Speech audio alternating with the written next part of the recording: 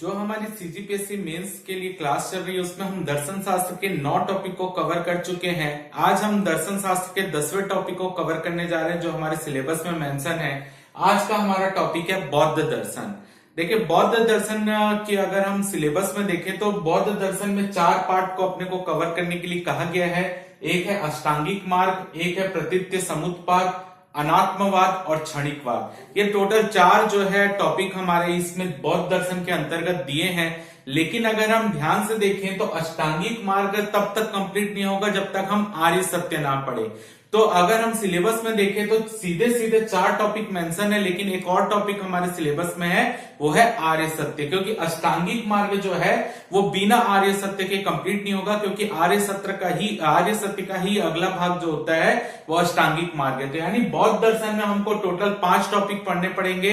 पहला आर्य सत्य, दूसरा अष्टांगिक मार्ग, तीसरा प्रतीत्य समुत्पाद, चौथा अनात्मवाद और आखिरी है क्षणिकवाद। तो चलिए आज की क्लास हम जब स्टार्ट करेंगे तो हम सबसे पहले जो है अष्टांगिक मार्ग और प्रतीत्य समुत्पाद को कवर करेंगे और उसके बाद जो हम कवर करेंगे अनात्मवाद और क्षणिकवाद के सिद्धांत को। क्लियर है? तो चलिए सबसे पहले हम क्लास को स्टार्ट करते हैं और सबसे पहले देखते हैं कि आर्य सत्य होता क्या है। देखिए, आर्य सत्य जो है, आर्य शब्द का मतलब होता है श्रेष्ठ या अलौकिक, और सत्य का मतलब सही। यानी 4 आर्य सत्य के अंतर्गत ये आर्य सत्य किसको बोला गया है? ऐसे या बोल सकते हैं कि श्रेष्ठ एवं अलौकिक सत्य, ऐसे सत्य जो कि श्रेष्ठ या अलौकिक है उसको जो है बौद्ध दर्शन के अंतर्गत आर्य सत्य बोला गया है। और ये आर्य सत्य जो है वो गौतम बुद्ध के द्वारा दिए गए हैं। तो मुख्य रूप से संसार में जो दुख होता है, दुख का कारण क्या है, दुख के कारण को कैसे निपटा जा सकता है, उससे वही सब चीजें आर्य सत्य में बताई गई है। तो अगर हम देखें कि आर्य सत्य देने का उद्देश्य क्या है, तो मानव के हृदय में बंधे दुख रूपी बाण को निकालना, क्योंकि हर मानव के हृदय में कुछ ना कुछ दुख होता है। उस दुख से कैसे निपटा जा सकता है जिससे मानव का हृदय शांति की अवस्था में आ जाए, और यही शांति की अवस्था निर्वाण की अवस्था होती है बौद्ध दर्शन में। तो आप ये बोल सकते हैं कि जो मानव के हृदय में दुख व्याप्त है उस दुख से मानव को कैसे निकाला जा सकता है, वही जो है इस आर्य सत्य में बताया गया है। यानी मानव के हृदय में जो दुख है, दुख से उभारने का जो रास्ता है वही है आर्य सत्य, और आर्य सत्य का ही एक्सटेंशन रूप जो है वो कहलाता है अष्टांगिक मार्ग। तो हम जो है टोटल अगर हम आर्य सत्य देखें तो टोटल आर्य सत्य की संख्या है 4। तो सबसे पहला आर्य सत्य जो है या प्रथम आर्य सत्य जिसको बोला जाता है सर्वम दुखम। सर्वम दुखम जिसका अर्थ होता है सब और दुख है। तो पहले आर्य सत्य में यही बताया गया है कि संसार में जो है सारी तरफ दुख फैला हुआ है। गौतम बुद्ध की जीवनी में भी बताया गया, जब गौतम बुद्ध जो है वो 3 तरीके के व्यक्तियों को देखते हैं। एक व्यक्ति रहता है वो वृद्ध व्यक्ति रहता है, एक व्यक्ति रहता है वो रोगी रहता है, और तीसरा व्यक्ति जो रहता है उसकी मृत्यु हुई रहती है। तब गौतम बुद्ध यहाँ पर इनको देखकर ही जो है निर्णय लेते हैं कि देखते हैं कि वृद्ध व्यक्ति उसको किस तरीके से दुख झेलना पड़ रहा है, रोगी व्यक्ति बीमार है उसको किस तरीके से शारीरिक दुख झेलना पड़ रहा है, और फिर मृत्यु देखते हैं कि मृत्यु होने पर किस तरीके से दुख होता है। तो यहाँ पर ही जो है यहाँ पर गौतम बुद्ध निर्णय लेते हैं, आप बोल सकते हो उस समय उनका नाम सिद्धार्थ रहता है, वो निर्णय लेते हैं कि वो गृह त्याग करेंगे और यहाँ पर ये पता लगाएंगे कि ये दुख जो हो रहा है वो क्यों हो रहा है, उसका कारण क्या है और इस दुख से निपटा कैसे जा सकता है। तो ये दुख के कारण की जांच करने के लिए और इस दुख से निपटने के लिए क्या करते हैं, गौतम बुद्ध अपने घर का त्याग करते हैं। तो पहले आर्य सत्य में यही बताया गया सर्वम दुखम, यानी संसार में सारी ओर दुख ही दुख है। ठीक है, क्योंकि ये इन व्यक्तियों को देखने से पहले गौतम बुद्ध को लगता था कि संसार कितना सुखी है यहाँ पर, क्योंकि उनको हर चीजें आसानी से मिल जा रही थी। लेकिन जब वो इनको देखते हैं तब उनको पता चलता है कि संसार में दुख है। तो ये दुख से कैसे निपटा जा सकता है, दुख का कारण क्या है, उसी के लिए उन्होंने आर्य सत्य दिया है। सेकंड आर्य सत्य, द्वितीय आर्य सत्य में बताया गया दुख समुदय, यानी दुख के कारण है। यानी जो भी हमको दुख हो रहा है उसका कुछ ना कुछ एक कारण जरूर होता है। तो दुख समुदय, समुदय का अर्थ होता है कारण, तो हर दुख के पीछे कोई ना कोई कारण विद्यमान है। तो यहाँ पर उन्होंने प्रमुख कारण बताया तृष्णा, और भी कारण है जिसको हम आगे पढ़ेंगे भी, जिसमें एक मेन कारण उन्होंने तृष्णा यानी लालच को बताया है। उन्होंने तृष्णा को भी 3 भागों में बांटा है। सबसे पहली तृष्णा होती है भव तृष्णा, सेकंड होती है विभव तृष्णा, और थर्ड होती है काम तृष्णा। भव तृष्णा का मतलब होता है जीवित रहने की इच्छा। ठीक है, पहली तृष्णा यानी पहला लालच होता है जीवित रहने की इच्छा। दूसरा विभव तृष्णा होती है वैभव प्राप्त करने की तृष्णा, यानी जो हमको वैभव प्राप्त करने, सुख समृद्धि प्राप्त करने का लालच होता है वो। और तीसरा होता है काम तृष्णा, यानी इंद्रियों के सुख की इच्छा, यानी जो हमको इंद्रिय सुख प्राप्त हो सके वो लालच। तो यही सभी कारण ही जो है जिससे हमको दुख होता है, क्योंकि हम अपने लालच को पूरा नहीं कर पाते। हर चीज तो हमारी तृष्णा पूरी नहीं हो पाती, तो जो तृष्णा हमारी पूरी नहीं हो पाती उससे हमको दुख होता है। तो क्लियर है। तो यहां पर उन्होंने बताया दुख समुदय, यानी दुख के पीछे कारण कुछ ना कुछ होता है, और वो कारण उन्होंने तृष्णा को बताया। और तृष्णा के अंतर्गत भी उन्होंने 3 भाग डिवाइड किए, भव तृष्णा, विभव तृष्णा और काम तृष्णा। और जब इस तृष्णा की पूर्ति नहीं हो पाती तभी हमको दुख होता है। तीसरा आर्य सत्य है, तृतीय आर्य सत्य है दुख निरोधा। दुख निरोधा या दुख निरोध, जिसका अर्थ मतलब होता है दुख का नाश हो सकता है। तो यहाँ पर गौतम बुद्ध ये बोलते हैं कि संसार में जो भी दुख है उसका नाश संभव है, यानी इनके आर्य सत्य में यही बताया गया कि दुख का भी विनाश किया जा सकता है। उन्होंने बोला जिस तरह समुद्र में केवल समुद्र का जो पानी रहता है उसमें केवल लवण का स्वाद रहता है, वैसे ही मेरे बौद्ध दर्शन में जो है वो किसका स्वाद रहेगा, दुखहीन मानव का। यानी दुखहीन जो है, किस तरीके से मानव को दुखहीन बनाया जा सके, दुखों से निपटाया जा सके, वही स्वाद मेरे दर्शन में रहेगा। तो यहां पर वही बोला जा रहा है तृतीय आर्य सत्य के अंतर्गत दुख निरोध, यानी दुख के कारण का नाश किया जा सकता है। अगर दुख का कारण नाश हो गया तो दुख का भी नाश हो सकता है। आखिरी आर्य सत्य है चतुर्थ आर्य सत्य, जिसमें बोला गया दुख निरोध गामिनी प्रतिपद। दुख निरोध गामिनी प्रतिपद, जिसका अर्थ होता है दुख निरोध का मार्ग। यानी गौतम बुद्ध ने यहाँ पर जो संसार में दुख है, दुख का कारण भी बताया और दुख का कारण, दुख का नष्ट भी हो सकता है ये भी बताया। तो दुखों को किस तरीके से दूर किया जा सकता है उसके लिए भी उन्होंने मार्ग को प्रतिपादित किया। तो चौथा आर्य सत्य है दुख निरोध गामिनी प्रतिपद, यानी दुख निरोध का मार्ग। तो जो दुख निरोध का मार्ग है वही कहलाता है अष्टांगिक मार्ग। इसलिए मैंने कहा कि जो हमारा अष्टांगिक मार्ग है वो सीधे रिलेट किससे है, आर्य सत्य से। तो चौथा आर्य सत्य यही है कि दुख निरोध गामिनी प्रतिपद, यानी दुख निरोध का मार्ग, किस तरीके से दुखों से निपटा जा सकता है। तो उसी के लिए उन्होंने अष्टांगिक मार्ग बताया जिससे दुख का निवारण किया जा सकता है। तो अब हम वही अष्टांगिक मार्ग की ओर बढ़ रहे हैं। तो सबसे पहले अष्टांगिक मार्ग में हम देखें तो सबसे पहला मार्ग है या सबसे पहली अवस्था है वो है सम्यक दृष्टि।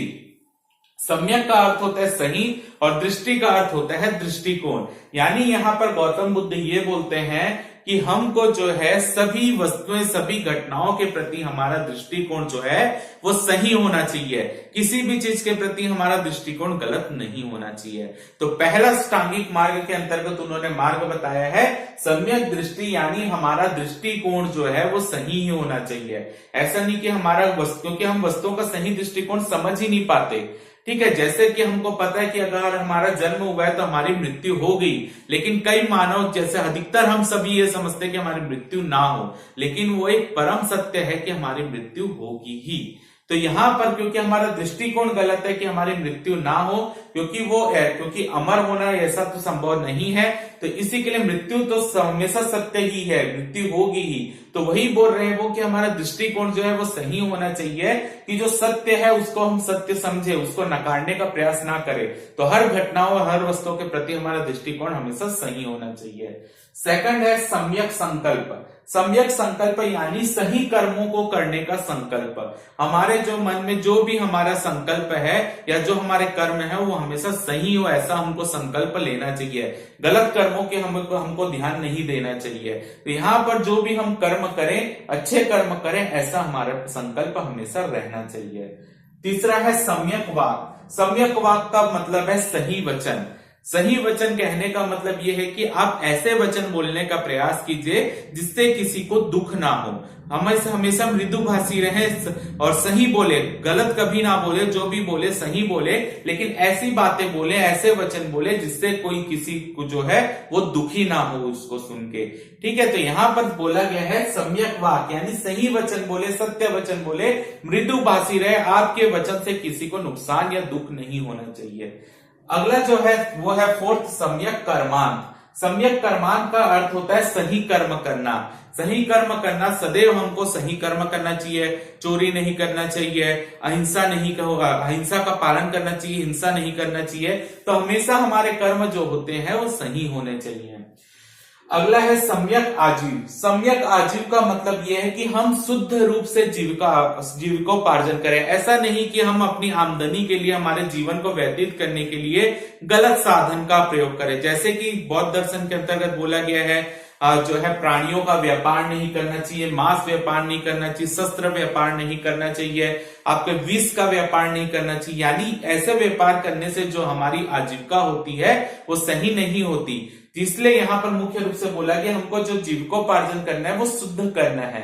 तो ये पांचवा जो है मुख्य रूप से अष्टांगिक मार्ग के अंतर्गत बताया गया सम्यक आजीव, यानी जो हमारा जीविकोपार्जन का साधन है वो शुद्ध होना चाहिए, अशुद्ध नहीं होना चाहिए। ना तो हमको ज्यादा धन का संचय करके रखना चाहिए, उतना ही करना चाहिए जितना हमारी जरूरत है। क्लियर है। अगला जो है सम्यक व्यायाम। सम्यक व्यायाम का मतलब, यहाँ पे व्यायाम का मतलब शारीरिक व्यायाम से नहीं बल्कि मानसिक व्यायाम से है। यानी हमारे जो मन और बुद्धि जो है हमेशा चुस्त रहनी चाहिए। मन और बुद्धि जो है उसमें हमेशा शारीरिक व्यायाम की यहाँ पर बात नहीं हो रही, केवल हमारे मानसिक व्यायाम की बात हो रही है। क्योंकि हमारे मन और बुद्धि अगर वहां पे चुस्त होगा और हमारे जो विचार है वो शुद्ध होंगे, अगर हमारे मन में शुद्ध विचार आएंगे, हमारी बुद्धि में शुद्ध विचार आएंगे, तो हम हमेशा कर्म भी अच्छे ही करेंगे, हम बुरे कर्मों की ओर जाएंगे ही नहीं। तो यहाँ पर क्योंकि मन से ही हमारे अंदर लालच का भाव आता है, तृष्णा, अगर हमारा मन शुद्ध होगा तो तृष्णा का भाव आएगा नहीं, और तृष्णा का भाव नहीं आएगा तो हमारे कर्म भी पूरे होंगे ही नहीं। यहाँ पर जो अगला बोला गया है सम्यक व्यायाम। अगला देखते हैं सम्यक स्मृति। सम्यक स्मृति में बताया गया है कि सर्वम दुखम का स्मरण रखना, यानी संसार में दुख ही दुख है, इसका हमेशा हमेशा हमको स्मरण होना चाहिए। यहाँ पर स्मृति का मतलब हमारी तेज बुद्धि से नहीं है, यानी यहाँ पर एक एग्जाम्पल से समझे तो ये बोल रहे हैं कि जो मृत्यु है वो सत्य है। यहाँ पर अगर मृत्यु हमारी सत्य है तो हमको हमेशा उसको याद रखना चाहिए कि हमारी मृत्यु होगी। ठीक है, तो उससे जैसे हमारा शरीर जो है कभी ना कभी ढलेगा। जो हम अपने शारीरिक सुंदरता के ऊपर बहुत सारे प्रयास करते हैं कि हम ऐसे कपड़े पहने, हम अपनी बॉडी को इस तरीके से रखें, तो ये बोल रहे हैं कि आपका जो वो स्मृति हमेशा ये रहनी चाहिए कि आप जो है आपकी मृत्यु होगी। और वो बोलते हैं कि आपको शमशान में जाकर देखना चाहिए कि मृत्यु के बाद शरीर का क्या हाल होता है, किस तरीके से हमारा शरीर को जलाया जाता है, काटा जाता है, या जो भी की कई धर्मों में जो है उनको खुला छोड़ दिया जाता है, जिसमें कुत्ते नोचते हैं या चील नोचती है उस शरीर को।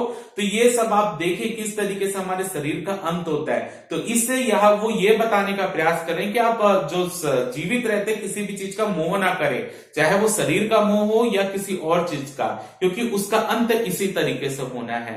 तो यहाँ पर वो यही बताने का प्रयास करें कि आप अपनी स्मृति में ये चीज को ध्यान रखें कि संसार में दुख ही दुख है। अगर हमारे ये ध्यान रहेगा तब हम अपने ये ध्यान रखेंगे कि मृत्यु के बाद हमारे शरीर का क्या हाल होता है। उन्होंने किसी एग्जाम्पल से समझाने का प्रयास किया। अगला देखते हैं सम्यक समाधि।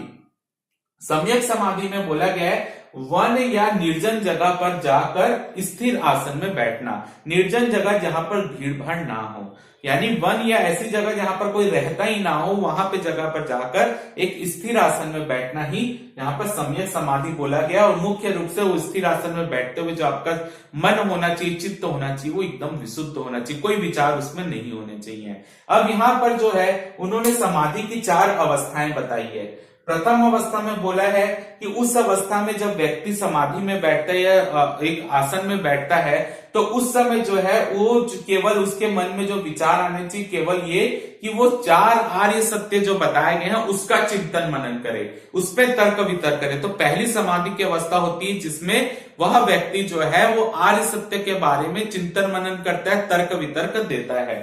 द्वितीय अवस्था, समाधि की द्वितीय अवस्था में उस व्यक्ति पर जो व्यक्ति आसन पर बैठा है उसमें जो है आर्य सत्यों के प्रति जो है श्रद्धा का उदय होता है और उसको आनंद की अनुभूति होने लगती है।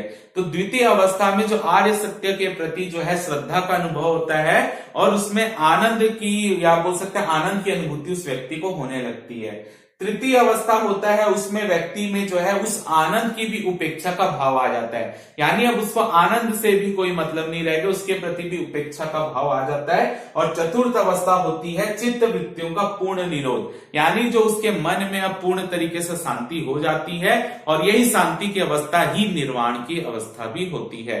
तो समाधि के अंतर्गत भी 4 अवस्था बताई गई है। पहले में आर्य सत्य का चिंतन मनन, दूसरे में आर्य सत्य के प्रति श्रद्धा का भाव और आनंद की अनुभूति, तीसरी अवस्था में आनंद की भी उपेक्षा का भाव आ जाता है, और चौथी अवस्था में जो हमारी चित्त वृत्ति रहती है उसका निरोध हो जाता है, यानी पूरा हमारा जो चित्त वृत्ति है शांत हो जाती है। ठीक है, और यही अवस्था निर्वाण की अवस्था बताई गई है।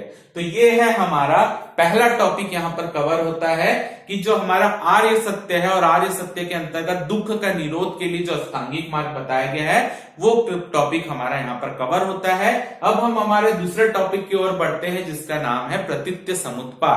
तो प्रतीत्य समुत्पाद जो है, जो बौद्ध दर्शन के अंतर्गत द्वितीय आर्य सत्य जो बताया गया है उसी पर प्रकाश डालने का काम करता है प्रतीत्य समुत्पाद। तो द्वितीय आर्य सत्य क्या है?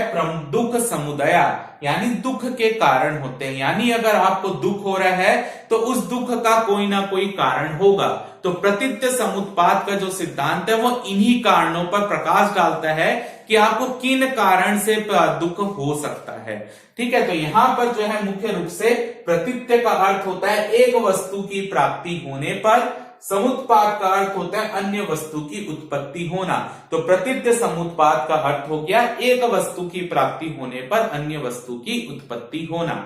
अगर यहां पर हम इसे जो बोलते हैं प्रतीत्य समुत्पाद को आश्रित उत्पत्ति का सिद्धांत भी बोलते हैं और कार्य कारणता का सिद्धांत भी बोलते हैं। यानी यहां पर मुख्य रूप से प्रतीत्य समुत्पाद का सिद्धांत ये बताता है कि अगर संसार में कोई भी घटना हो रही है, ठीक है, चाहे वो भौतिक हो या अभौतिक हो, जो भी घटनाएं हो रही है उसके पीछे कोई ना कोई कारण होता है। जो भी घटनाएं हो रही हो एक प्रकार का कार्य हो गया और उस घटना के घटित होने के पीछे कोई ना कोई कारण होता है।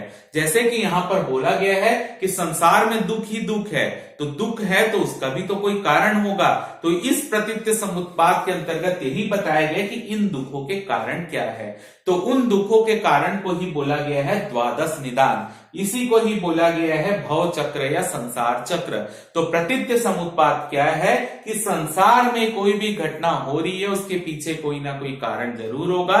वैसे ही अगर हमको दुख हो रहा है तो दुख के पीछे के भी कारण जो है उसी की जांच करने का सिद्धांत है प्रतीत्य समुत्पाद, यानी जो कारण है हमारे दुख का वो प्रतीत्य समुत्पाद के अंतर्गत बताया गया। जैसे कि यहां पर बोला गया है एक वस्तु की प्राप्ति होने पर दूसरे वस्तु की उत्पत्ति, यानी अगर यहां पर एक कार्य हो रहा है तो उसके पीछे का कारण, दूसरा कार्य होगा तो उसके पीछे का भी कोई कारण आएगा। तो प्रतीत्य समुत्पाद का सिद्धांत इसी चीजों को बताता है। तो प्रतीत्य समुत्पाद के अंतर्गत जो द्वादश निदान, यानी जो हमारा मुख्य बौद्ध दर्शन क्या है, दुख निरोध, यानी दुख का किस तरीके से खात्मा किया जा सकता है, तो वो यहां पर बताया गया कि यहां पर जो दुख हो रहा है यहां पर खात्मा करने के लिए तो हमको ये बता दिया अष्टांगिक मार्ग, आप किस तरीके से इसमें चलकर जो है आप दुख निरोध कर सकते हैं। लेकिन प्रतीत्य समुत्पाद ये बता रहा है कि जो आपको ये दुख हो रहा है उसका कारण क्या क्या है। ठीक है, तो यहां पर जिसे हम द्वादश निदान के रूप में पढ़ रहे हैं, तो पहला कारण है हमारे दुख का जरा मरण। तो जरा का अर्थ होता है वृद्धावस्था। जैसे कि मैंने आपको बताया कि जैसे वृद्ध व्यक्ति होता है, आप देखिए हमारा शरीर जो है जो धीरे धीरे जो है ढलना प्रारंभ होता है। जब हमारे युवावस्था से वृद्धावस्था की ओर शरीर जाता है तो धीरे धीरे ढलने लगता है। हमारी जो आप देखेंगे शरीर की जो त्वचा रहती है वो ढलने लगती है। तो यहाँ पर बौद्ध दर्शन के अंतर्गत वही बताने का प्रयास किया गया है कि आप जो हमारा शरीर होता है वो वृद्धावस्था में क्या होता है, केवल हड्डियों का, रक्त का और ये त्वचा का एक ढांचा होता है। तो यहाँ पर सबसे प्रमुख जो है पहला कारण बताया गया दुख का कि वृद्धावस्था, वृद्ध व्यक्ति का शरीर जब ढलने लगता है तो कई सारे दुख उसमें अपने आप उत्पन्न होने लगते हैं। तो यहाँ पर पहली जो कारण है दुख का वो है जरा मरण। तो जरा मरण यानी वृद्धावस्था, जरा का अर्थ होता है वृद्धावस्था, तो वृद्धावस्था सबसे पहले दुख का कारण है। अब जैसे कि यहाँ पर बताया बताया गया है कि एक वस्तु की प्राप्ति होने पर दूसरे वस्तु की उत्पत्ति, या आप ये बोल सकते हैं कार्य कारणता सिद्धांत के पीछे कि हर जो कार्य है उसके पीछे कोई ना कोई कारण होता है। तो यहां पर अगर हमको जरा मरण हो रहा है तो जरा मरण का भी कोई ना कोई कारण जरूर होगा। तो वृद्धावस्था का कारण क्या है, वही दूसरा द्वादश निदान के अंतर्गत बताया गया, जाति। तो वृद्धावस्था का जो कारण है, वृद्धावस्था या जरा मरण की जो अवस्था आती है उसका कारण होता है जाति, जिस जाति का अर्थ होता है जन्म लेना। यानी अगर आपका जन्म होगा, अगर मनुष्य का जन्म होगा तो उसमें वृद्धावस्था आएगी ही। तो यहां पर जो है वृद्धावस्था का कारण क्या है, जन्म लेना। तो व्यक्ति का अगर जन्म हो रहा है तो वो उसका शरीर कभी ना कभी वृद्धावस्था की ओर बढ़ेगा। तो दूसरा कारण जो है हमारा जो दुख का, वो है जाति। तो पहला हो गया जरा मरण। जरा मरण का कारण क्या है, जाति। अगर मनुष्य जन्म ही नहीं लेगा तो जाति तो उसकी, यानी उसकी वृद्धावस्था तो आएगी नहीं। तो दूसरा कारण है हमारा जाति। तो आप ये भी बोल सकते हैं कि जैसे जरा मरण हो रहा है, जरा मरण का कारण क्या है, जाति। अगर जाति ही नहीं होगी, जन्म ही नहीं लेगा तो वृद्धावस्था आएगी नहीं। तीसरा जो है हमारा द्वादश निदान के अंतर्गत बताया गया भव। तो जन्म लेना, जन्म लेने का कारण क्या है, वही तीसरा है भव। अगर यहाँ पे भव का अर्थ होता है जन्म ग्रहण करने की इच्छा। अगर किसी मनुष्य में जन्म ग्रहण करने की इच्छा ही ना आए तो उसका जन्म ही नहीं होगा। ठीक है, तो यहाँ पर जो जाति का कारण बताया गया है भव को। भव का मतलब होता है जन्म ग्रहण करने की इच्छा।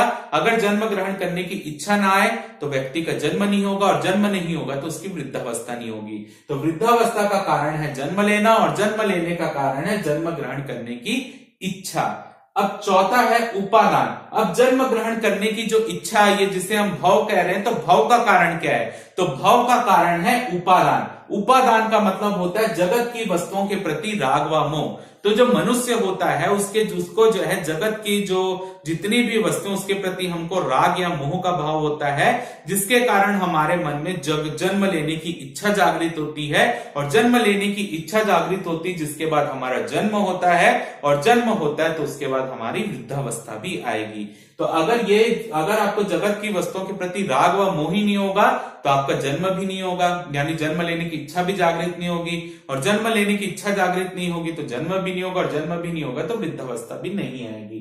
तो अब है उपादान। तो उपादान का कारण क्या है, तृष्णा। जैसे कि यहां पर बताया गया तृष्णा का मेन कारण, तो उपादान का कारण है तृष्णा, यानी विषयों के प्रति जो हमारी आसक्ति यानी लालच है।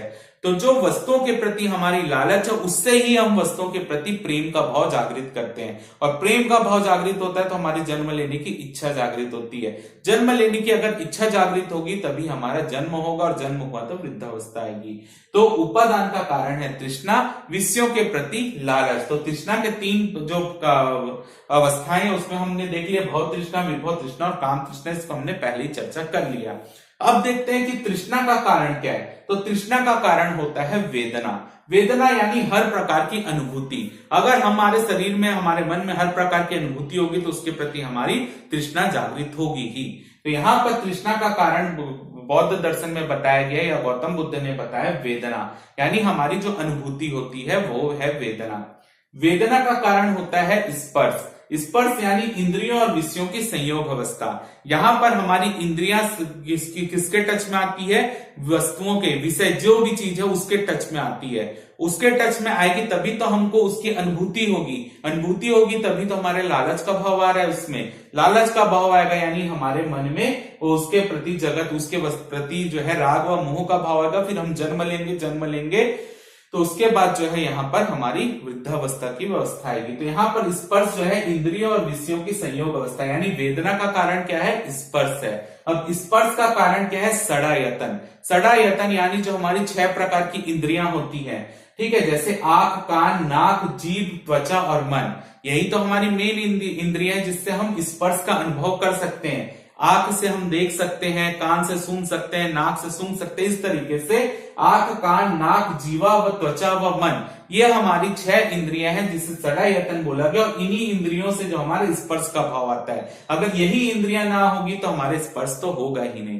तो स्पर्श का कारण क्या है, षडायतन, यानी हमारी 6 इंद्रियां हैं। अब षडायतन का कारण क्या है, नाम रूप। नाम रूप यानी हमारा मन युक्त शरीर। जो हमारा मन होता है वही तो हमारे सभी ये वेदना जागृत करेगा, मन में ही तो जो हमारा लालच का भाव आता है।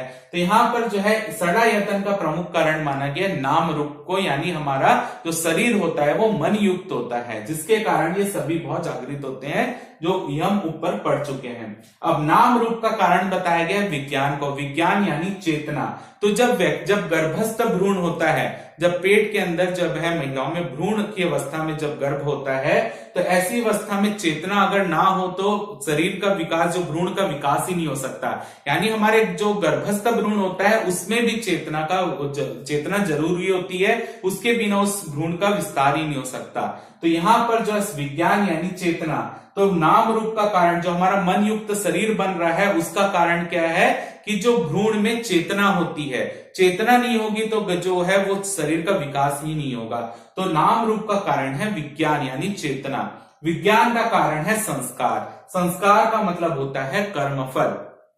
देखिए, जो भी हमको हमारे कर्म होते हैं उसका फल हमको भोगना पड़ता है। तो यहाँ पर अगर हमको ये पता है, यहाँ पर बौद्ध दर्शन में ये बताया गया है कि आपको अपने कर्मों का फल भोगना पड़ेगा। अगर आपके कर्म जो है अच्छे कर्म होंगे, आपने कोई बुरा काम नहीं किया होगा, तो आपका जो है वहीं पर निर्वाण की प्राप्ति हो जाएगी। लेकिन क्योंकि हमारा जो कर्म फल होता है वो अगर कुछ अधूरा रह जाता है और हमारी मृत्यु हो जाती है, तो जो कर्म का फल आपको भोगना है वो वही संस्कार के रूप में आपको पुनर्जन्म दिलवाता है। यानी संस्कार क्या है, आपका जो कर्म फल है जो बच गया है पिछले जीवन में, वो अगर कर्मफल बच जा रहा है, अगर आपने कुछ ऐसे काम किए जिससे वो कर्मफल बच जा रहा है, तो वही कर्मफल संस्कार के रूप में आपको अगले पुनर्जन्म में प्राप्त होता है। तो यहाँ पर अगर आपने अच्छे कर्म किए हो और आपका कोई भी कर्मफल ना बचा हो, तो आपको सीधा वहीं पे निर्वाण की प्राप्ति हो जा रही है। तो यहाँ पर चेतना का कारण उन्होंने बताया है संस्कार यानी कर्मफल। तो जो आपको कर्मफल का मतलब भोगना है, वही तो आपको जो संस्कार के रूप में जो गर्भस्थ भ्रूण है उसमें चेतना के रूप में वही जा रहा है। जो आपको कर्मफल आपने पिछले जन्म में किया है उसकी ही जो चेतना है वही आपका जो है संस्कार के रूप में जाएगा गर्भस्थ भ्रूण में। तो यहाँ पर उन्होंने बताया कि संस्कार जो है वो कर्मफल जो पिछले जन्म में बच गए थे वही संस्कार के रूप में पुनर्जन्म दिलवाते हैं। और आखिरी है अविद्या, जो मेन कारण होता है यहाँ पर दुख का। अविद्या यानी अज्ञान। आप अज्ञानतावश जो है ऐसे कर्म कर जाते हैं जिससे जो है आपका कर्मफल बच जाता है। तो अगर आप जो है संसारिक मोह आपको ना रहे, आपके कर्म जो है जो यहाँ पर बताए गए हैं इस ओर चलेंगे, तो आपको जो है आपका कर्मफल कोई भी शेष नहीं रह जाएगा। तो यहाँ पर अविद्या यानी जो हमारी अज्ञानता रहती है उसके कारण ही हमारे ये जितने भी स्टेप बताए वो उसी के कारण होते हैं। तो प्रतीत्य समुत्पाद ये बोलता है कि यहाँ पर जो है अविद्या ही जो है वो सबसे महत्वपूर्ण कारण है। ठीक है, यहाँ पर जैसे तृष्णा बता दिया वो भी एक कारण में है यहाँ पर, लेकिन तृष्णा के अंतर्गत लालच जो आ रहा है वो भी किसके अंतर्गत आ रहा है, लालच के भी निम्न कारण और बताए गए हैं। तो जो संस्कार का कारण है वो है अविद्या यानी हमारी अज्ञानता। अगर हमारे अज्ञानता ही नहीं रहेगी तो ये चीजें होंगी ही नहीं। ठीक है, संस्कार भी नहीं आएगा, विज्ञान भी नहीं आएगा, नाम रूप भी नहीं आएगा, षडायतन भी नहीं रहेगा, क्योंकि आपका जीवन एक ही जीवन में आपको मोक्ष की प्राप्ति हो जाएगी, निर्वाण की प्राप्ति हो जाएगी। अगर आपका कर्मफल बच जा रहा है कि वो आपके किस कारण से बच रहा है, अज्ञानता के कारण। अगर अज्ञानता रहेगी तभी आपका संस्कार उत्पन्न होगा, संस्कार आएगा तभी आप में चेतना आएगी, चेतना आएगी तभी नाम रूप आएगा, नाम रूप आएगा तभी षडायतन होगा, षडायतन होगा तभी स्पर्श होगा, स्पर्श होगा तभी वेदना, तृष्णा, उपादान, भव, जाति, जन्म, मरण, यानी तभी आपका जन्म होगा और आप वृद्धावस्था की ओर जाएंगे। तो अगर आप अज्ञानता को दूर कर लिए जीवित रहते हुए, तो आपका कर्मफल जो है संस्कार के रूप में आगे नहीं जाएगा और आप वहीं पर निर्वाण की प्राप्ति कर लेंगे। ठीक है, तो यही प्रतीत्य समुत्पाद के सिद्धांत की मेन विशेषता है। जैसे मैंने बताया हर चीज के पीछे कोई ना कोई कारण होता है। तो जरा मरण के पीछे जाति कारण है, जाति के पीछे भव कारण है, भव के पीछे उपादान कारण है, उपादान के पीछे तृष्णा कारण है, तृष्णा के पीछे वेदना, वेदना के पीछे स्पर्श, स्पर्श के पीछे षडायतन, षडायतन का कारण नाम रूप, नाम रूप का कारण विज्ञान, विज्ञान का कारण संस्कार और संस्कार का कारण है अविद्या। तो यहाँ पर जो अविद्या है यही हमारे दुख का मेन कारण है। अगर अविद्या को हम नष्ट कर दें तो हमारा ये जो बाकी प्रोसेस है वो होगा ही नहीं। क्लियर है? यानी आपका एक जन्म वहीं पर खत्म हुआ, आपको वहीं निर्वाण की प्राप्ति हो जाएगी। तो यही चक्र को बोला जाता है भव चक्र या संसार चक्र, जो निरंतर चलता रहता है अविद्या के कारण।